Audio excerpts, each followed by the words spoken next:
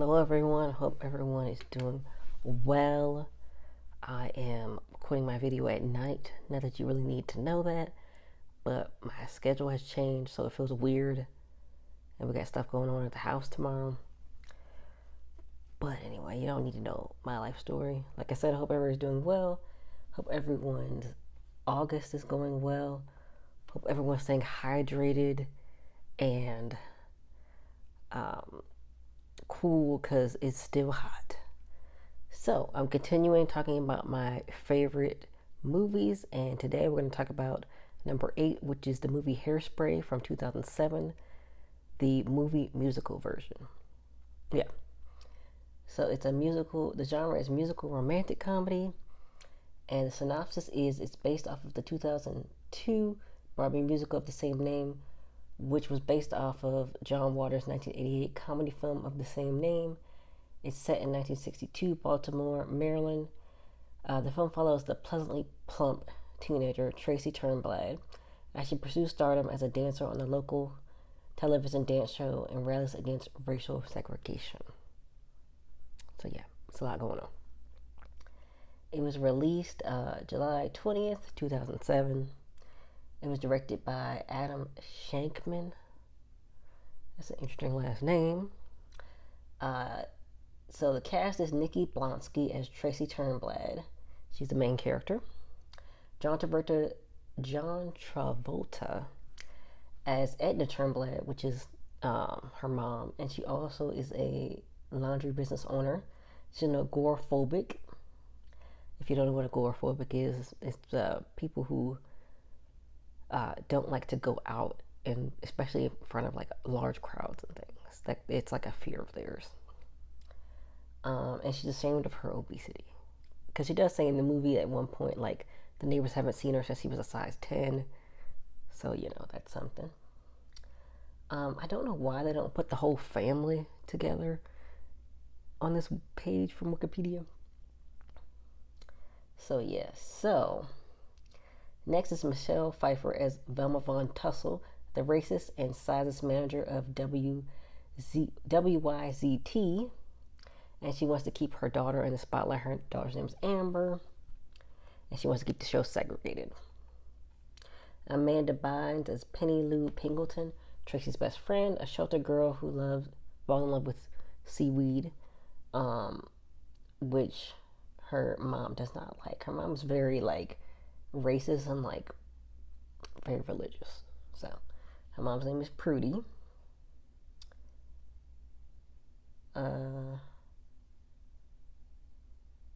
Christopher Walken as Wilmer Turnblad, who is Tracy's father and Edna's husband. He owns the Hardy Hard Hut, a joke shop, below the Turnblad's house.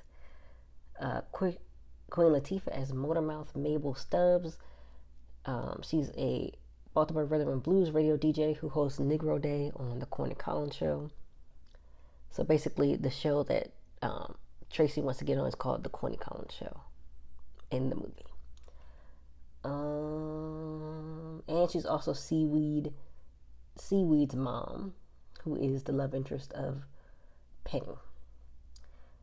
James Martson as Corny Collins. He's the host of the Corny Collins Show. He's all for integration. And then Betty Snow as Amber Von Teese, who is the daughter of Velma Von Teese. Velma Von Tussle. I can't say these names right. And she's like the mean girl, basically. Of course, the AC comes on right now. But yeah, she's basically the mean girl of this universe, of the show, of the whole thing. Zac Efron as Link Larkin, who is Amber's boyfriend, and he's a dancer on the Corny Collins Show. Yeah. And he sings on the show, I think, as well. Elijah Kelly as Seaweed J. Stubbs. He's Motormouth Mabel's son. And he's also a dancer, but he dances on Negro Day because he's black. So, yeah, no. And then Allison Janney as Prudence Prudy Pringleton, Penny's mom. Like I said, she's a racist, religious woman. And she's also doesn't really want Penny to like do anything. Like she's kind of like very strict about that. All right, where can you stream this movie? So all these you would have to rent or buy them from. Buy the movie from Prime Video, Vudu, Redbox, Google Play, and Apple TV. And I want to say YouTube also. I don't know why I didn't put that, but I think it's also on YouTube. I watched it on Prime. For Prime, it's $3.99 to rent. I actually think I own the DVD, but none of my DVDs are here at the house with me, so I had to do what I had to do. And the next movie I'm gonna have on my list of my top 10 favorite movies, I'm also gonna have to rent, even though I also have that on DVD because the DVD's not here. So I'm gonna get into my pros and my cons. So my first pro is the acting. I think everybody did an amazing job in their acting role. There were some cringe lines, especially like in some of the songs, because I think one song with Seaweed and Penny, I think he calls her vanilla and she calls him chocolate, which I know they're not like in charge of like their lines, so you know they did the best they could. I loved all the relationships throughout the movie, especially Edna and Wilbur. They were so cute to me. And I especially love their song, You're Timeless to Me, where, you know, even though they're getting older, they tell each other, you know, yeah, you're still timeless to me. I still love you because, you know, I always love you. So I thought that was really cute. And I love their bond so much, and I was glad that their relationship was like so positive, like shown in a very positive light. Of course, they had a relationship, and then Tracy and, it's kind of a spoiler, Tracy and Link get together. I told you about Seaweed and Penny. I think that was it for all the people who get together in the movie. Okay, the next pro is the singing / music. I loved all the songs, and I love how they were sung throughout the movie. And I especially loved, like, when I talked about in my other video, I don't know if I talked about it too much, but in the video of Yarzard that I talked about in my video before this, talking about the origins of the movie Hairspray, like the concept,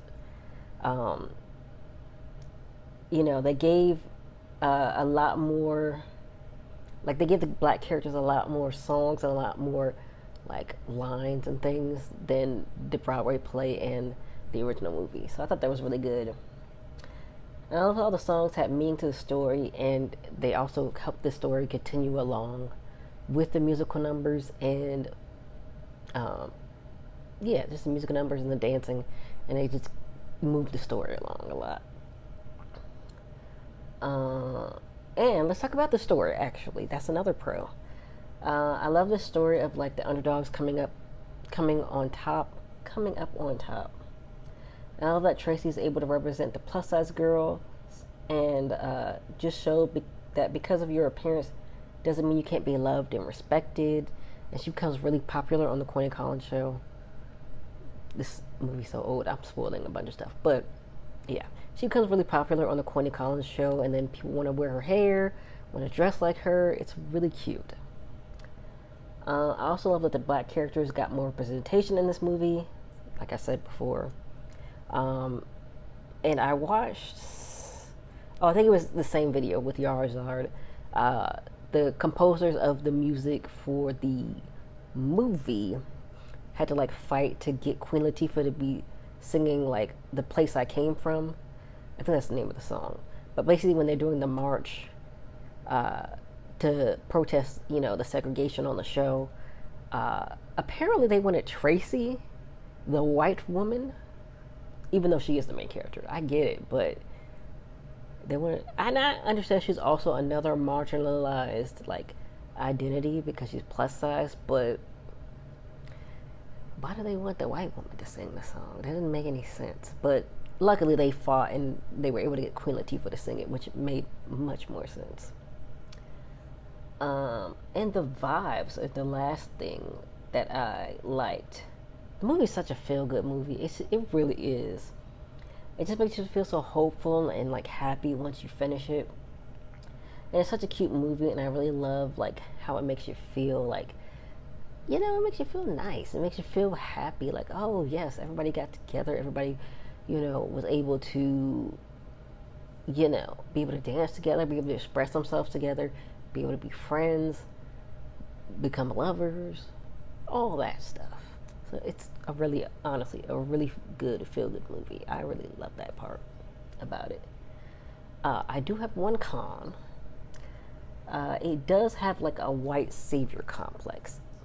And I said, I think since the movie was originally written and directed by a white man, John Waters, and only told through the white gaze, it definitely comes off very white savior-y.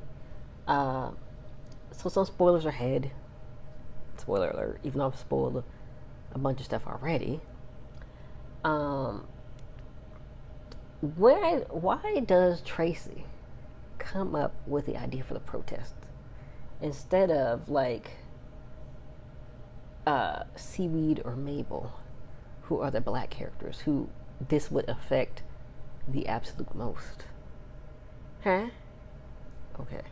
And another thing, and this really pissed me off. I totally forgot about this, apparently, because I haven't watched the movie in a long time. So they're doing a peaceful protest. They're just marching. Tracy turns it unpeaceful because she turns it into chaos, basically, because she hits the officer with her sign and is like, pay attention to what we're saying. And it's like, girl, are you crazy? And of course, they let her run away. The white woman who caused all the chaos. And then the rest of them get arrested. Okay. Yeah.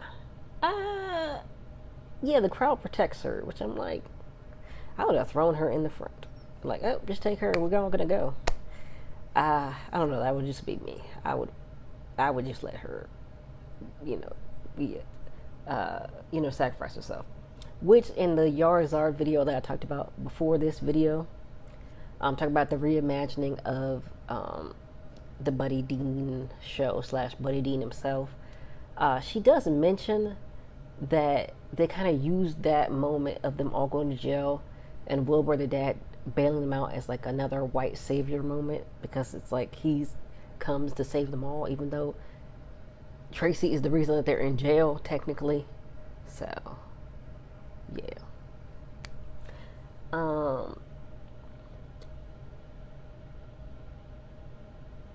So yeah, and I just talked about the video about John Waters reimagining pretty much everything about the show and trying to make it more positive than it actually was. So yeah. So it's basically like what he would have wanted to happen with the show, but what didn't actually happen. So yeah. But my overall opinion is, of course, it's a 10 out of 10.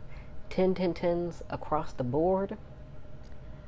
I love the costumes. I love the music. I didn't put the costumes in the pros, but I think I meant to put that. But the costumes are so cool. It's so pretty, so cute. I just love all the costumes.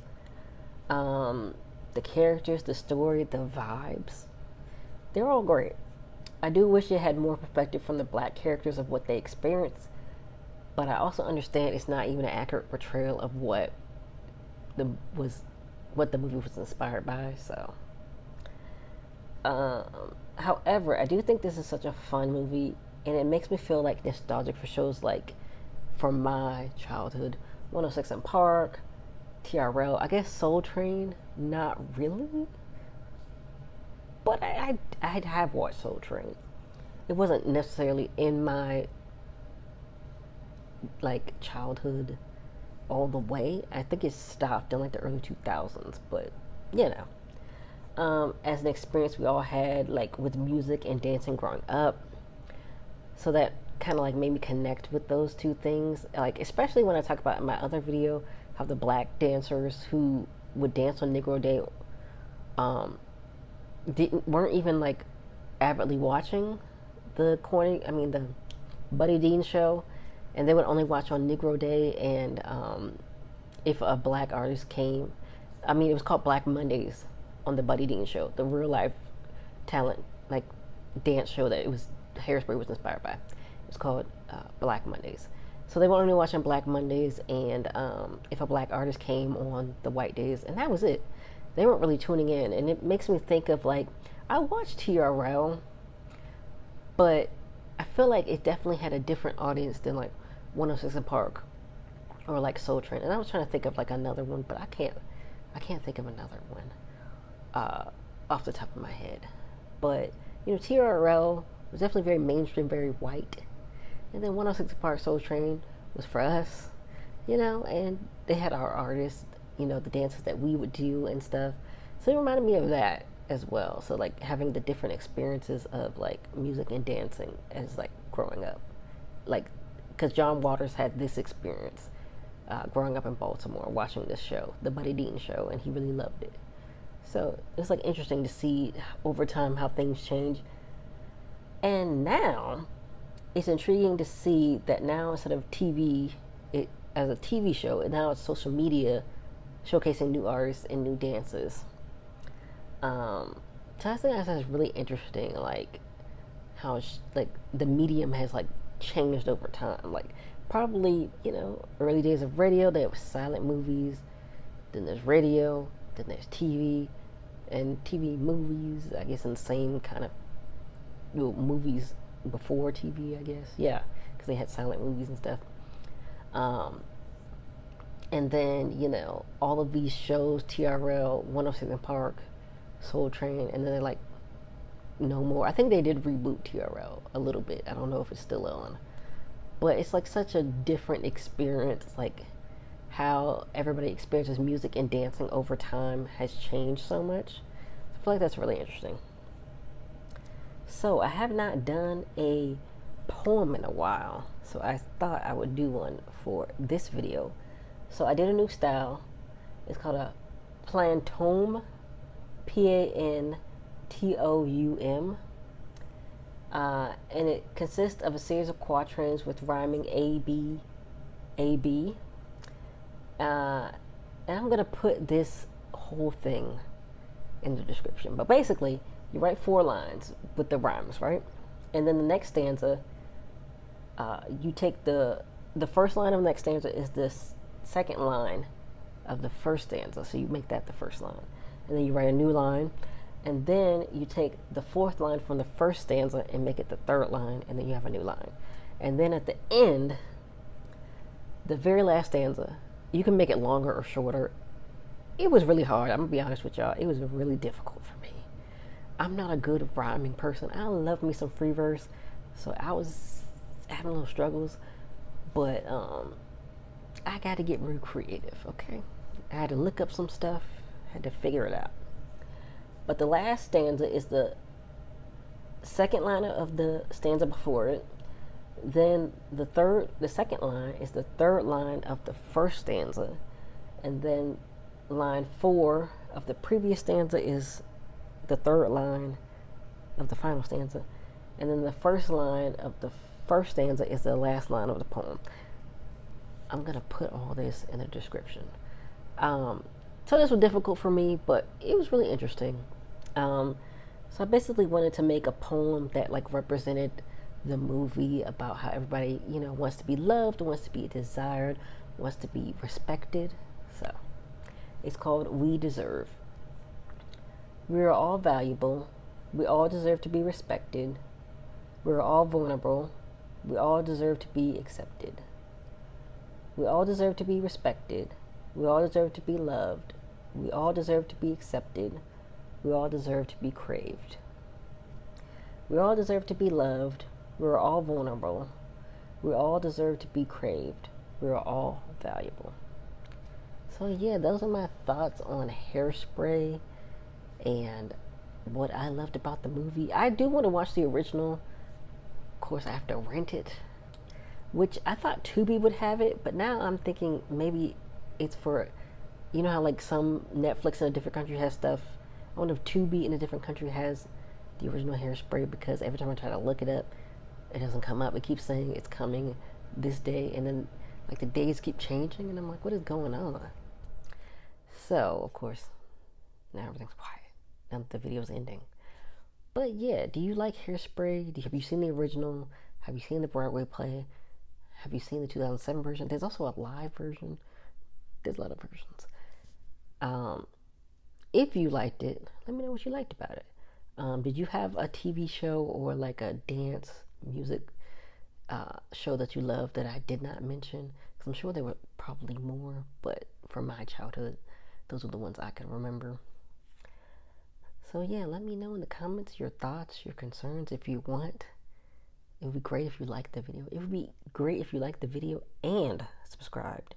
I know I don't really ask much, like you to subscribe. I don't wanna force you, but it would be nice. It would be really great.